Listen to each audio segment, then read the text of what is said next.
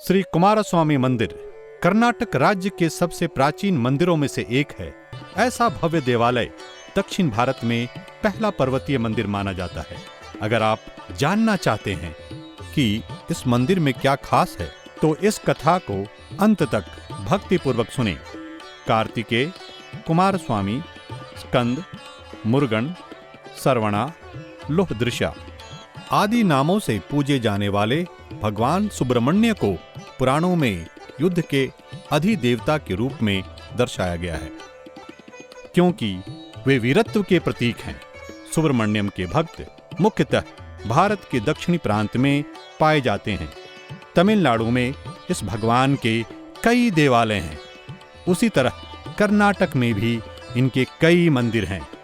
इस सूची में प्रमुख है स्टील सिटी बेल्लारी के संडूर में स्थापित कुमारस्वामी मंदिर। यह संडूर से लगभग 10 किलोमीटर दूर क्रौचगिरी पर्वत पर स्थित है। यह मंदिर लगभग 1200 साल पुराना है। कहा जाता है कि इसकी स्थापना चालुक्य राजाओं ने की थी। इस पर्वत पर कुमारस्वामी मंदिर के पास देवी पार्वती और नागनाथेश्वर मंदिर भी है।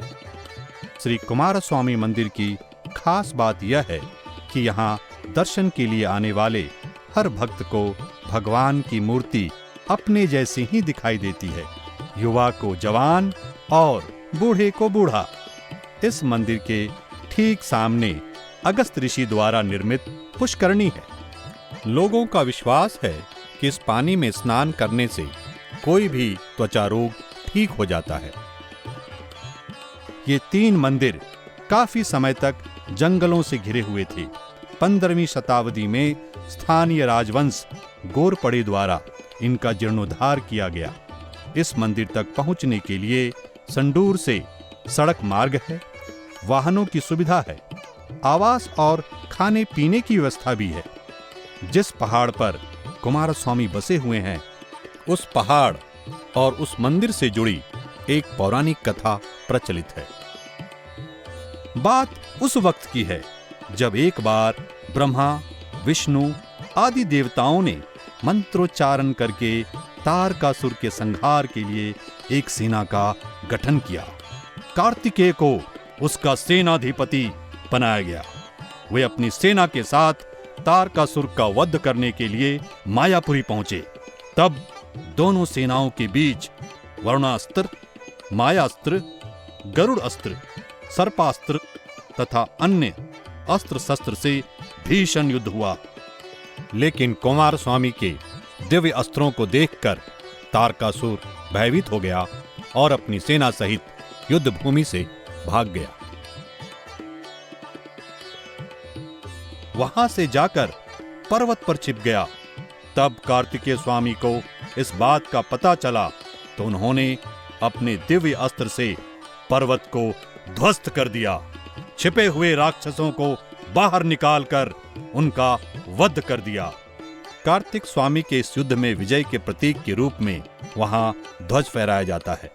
इस प्रकार युद्ध में विजय हुए अपने पुत्र को देखकर माता पार्वती और शिव प्रसन्न हुए। देवी देवताओं और गंधर्वों ने दुदुम्बी सहित पुष्प वर्षा की। माता पार्वती अपने पुत्र कुमारस्वामी से कहती है, कुमार, तुम अपने पिता को ऋण मुक्त करो, अर्थात पाणी ग्रहण करके गृहस्थाश्रम में प्रवेश करो। मैंने शादी के लिए तुम्हारे अनुरूप लड़की ढूंढ ली है। कुमारस्वामी पूछते हैं कि कन्या कैसी है? तब देवी पार्वती कहती है, वो मेरी ही तरह रूपवती, गुणवती, सर्वगुण संपन्न है। कुमारस्वामी कहते हैं कि अगर वह कन्या आपके जैसी है तो वह मेरे लिए मां तुल्य है। तब देवी पार्वती ने कुमार को बताया कि कुमार, सभी लड़कियों में मेरा एक अंश अवश्य होगा। तब स्वामी यह कहकर भाग जाते हैं कि मुझे शादी नहीं करनी है। मां भी उसके पीछे जाती है, लेकिन कुमारस्वामी कहीं नहीं मिलते। मां अपने बेटे को ढूंढते हुए क्रौचगिरी पर्वत पर पहुंची, जहां उन्होंने खूबसूरत मोर को नाचते हुए देखा। माता पार्वती को यकीन हो गया कि उनका बेटा यहीं कहीं छिपा हुआ है, क्योंकि मोर कुमारस्वामी का वाहन है और जहां होते हैं वहीं मोर दिखाई देता है। तभी माँ बेटे से कहती है, मुझे पता है तुम यहीं कहीं छिपे हो, जल्दी ऊपर आओ। तुम्हें मेरी बात माननी होगी, विवाह के लिए सहमति देनी होगी।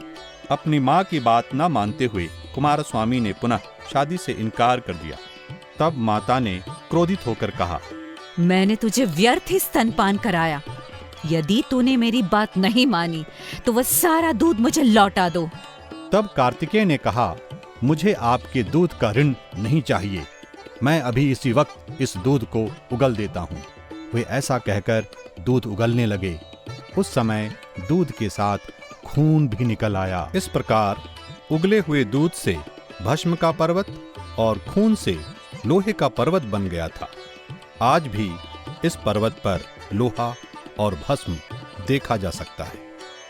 आज भी हर महायात्रा के दौरान विभूति पहाड़ों से भक्तजन विभूति निकालकर देवी पार्वती को अर्पित करते हैं। यह सबूत है इस बात का कि कुमारस्वामी इसी पहाड़ी पर निवास करते हैं। कहा जाता है कि कार्तिक पूर्णिमा के दिन जो भक्त श्री कुमारस्वामी के दर्शन करता है वह ब्रह्म हत्या तथा हजारों जन्मों के पाप से मुक्त हो जाता है। यदि कृतिका योग हो और उसी दिन शिव योग भी पाया जाए तो इस विशेष दिन की महत्ता अद्वितीय बन जाती है। माना जाता है कि इनके दर्शन और पूजन करने वाला मानव 7 जन्मों तक अच्छे संस्कारों वाले व्यक्ति के रूप में जन्म लेगा और वेद वेदांग में पारंगत होगा। कृतिका नक्षत्र शिव योग के साथ साथ कार्तिक पूर्णिमा के शुभ दिन स्वामी के दर्शन के लिए इंद्र ने पूर्व दिशा में 33 करोड़ देवताओं को एकत्रित किया था। दक्षिण द्वार पर राजा यम, पश्चिम द्वार पर सिंधु राजवर्ण पवित्र नदी गंगा से घिरा कुबेर, उत्तर द्वार पर रुद्र गणाधीश्वर प्रतीक्षा करते हैं। इनके अलावा ब्रह्मा, विष्णु, वामदेव भी अपने अपने परिवारों के साथ स्कंद दर्शन के लिए प्रतीक्षा करते हैं। इसलिए हे मानव, इस शुभ दिन जो कुमारस्वामी के दर्शन करेगा वह संसार रूपी भवसागर से पार हो जाएगा। स्कंद पुराण में व्यास शक्ति यदा ने इस प्रकार व्याख्यान किया है। कार्तिक्यां कृत्तिका योगे यः कुर्यात् स्वामी दर्शनम् सप्तजन्म भवेद्विप्रो धनाढ्यो वेदपारगः। कार्तिक्यां कृत्तिका योगे शिवयोगे विशेषतः शिवस्य तनयं दृष्ट्वा पुनर्जन्म न विद्यते। इस शुभ दिन पर हम यही कहकर कथा को समाप्त करते हैं कि श्री कुमार स्वामी की कहानी सुनने वाले सभी भक्तों को आशीर्वाद मिले। सर्वे जना सुखिनो भवन्तु, सर्वे सन्तु निरामय।